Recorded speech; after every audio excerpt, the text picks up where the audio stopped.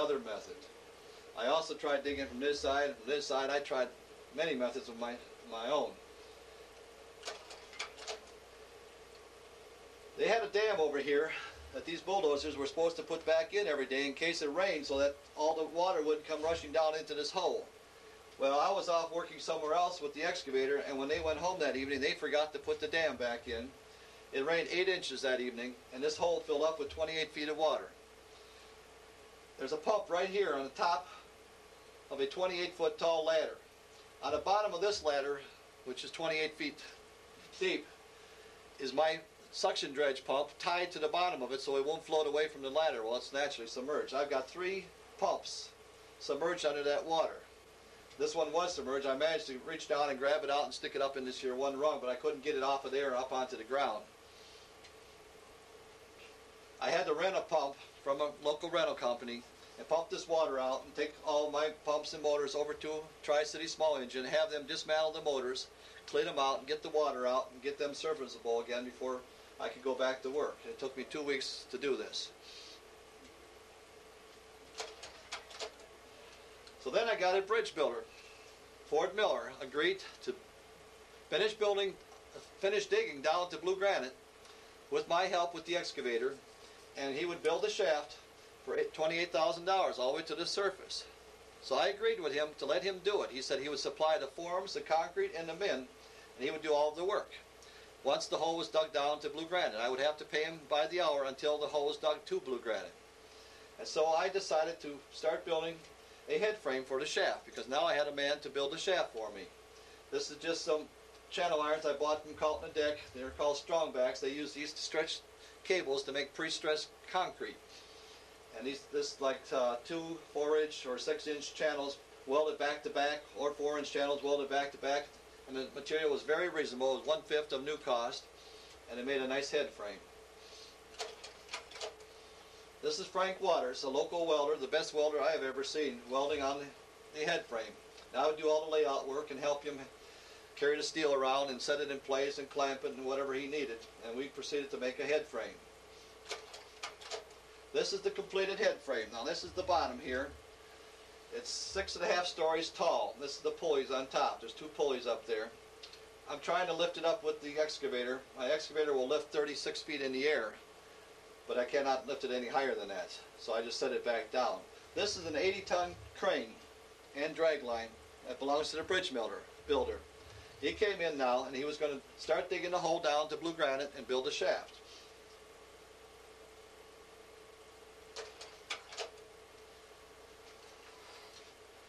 So he started to try and dig, and I was already down 45 feet deep. And he put in a pump down here, and he was trying to pump the water and dig the hole out. And he said, "Wally, I can't dig any deeper than what you are, because at 45 feet my dragline bucket just floats and it comes out with nothing." He said, "You're going to have to drive your excavator down in the hole and do the digging and put the dirt into the bucket, or where the bucket can get it." And I said, "Well, that's crazy, because there's no bottom in that hole. It's all quicksand. And if I put a 60,000-pound machine down in there, it'll just sink. It will not stay." And he said, "You get it down in there and we'll help you get it out." So I greased up the machine, fueled it up, and I lowered the machine with the bucket down into this hole as best I could without hurting it. Here's the completed head frame. Another view of it. That is the house where I live. That's a mobile home that I lived in Wisconsin, and I had it towed down here by Rick Funk. And I was living in this mobile home there.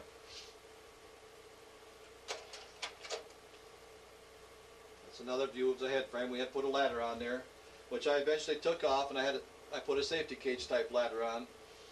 This is some barbed wire and some chain link fencing I purchased at that time. I had fenced in 5 acres of land with this 6-foot tall chain link fencing, because my wife and I came home one Sunday after church and we saw some 2-inch footprints of a little child right on the edge of our hole, and this hole was very deep, and the parents' footprints were 50 feet away, and I was concerned that somebody might kill their children in here, so I had to fence people out.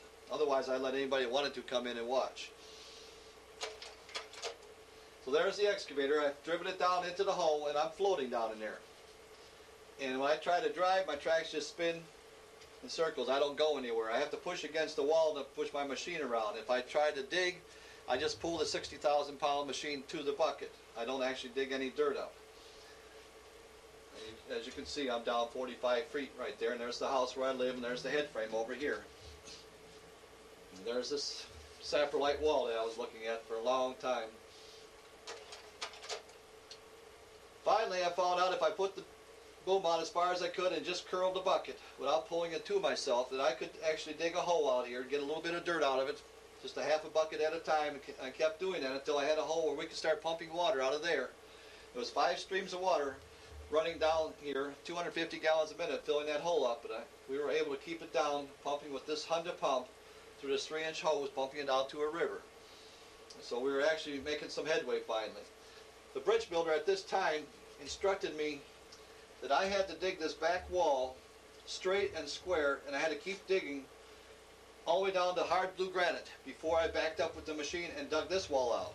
He said, once you back up and dig this wall out, he said, you can no longer reach that back wall and you can no longer get it square. So I had to keep this as straight and as square as I could with my machine. Now I was digging the dirt out of there, placing it over here in the dragline bucket, and the dragline bucket was taking and carrying it out.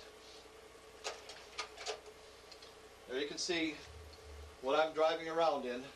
Now I was sitting in this seat here, operating this excavator, and this man on this drag line was way above me, 50 foot above me, and he was 70 years old, and he couldn't see where his bucket was landing, but he would throw his bucket and drop it and hit here and drop it against my track and pull off and take all this dirt here away for me.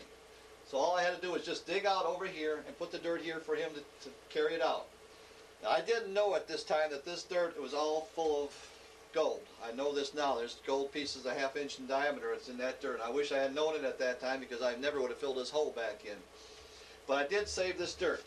It is saved in a pile. It is on the property right now. I've got 1,400 ton of dirt piled up around the shaft that has a lot of free gold in it that I will separate and sell and get the money back to the partners. This looks like I could just drive right out here, but at this point it is impossible for me to get the machine out. I will be in that hole for a year with 250 gallons of water coming in every minute, and I will have to keep pumping it day and night to keep my machine from getting underwater.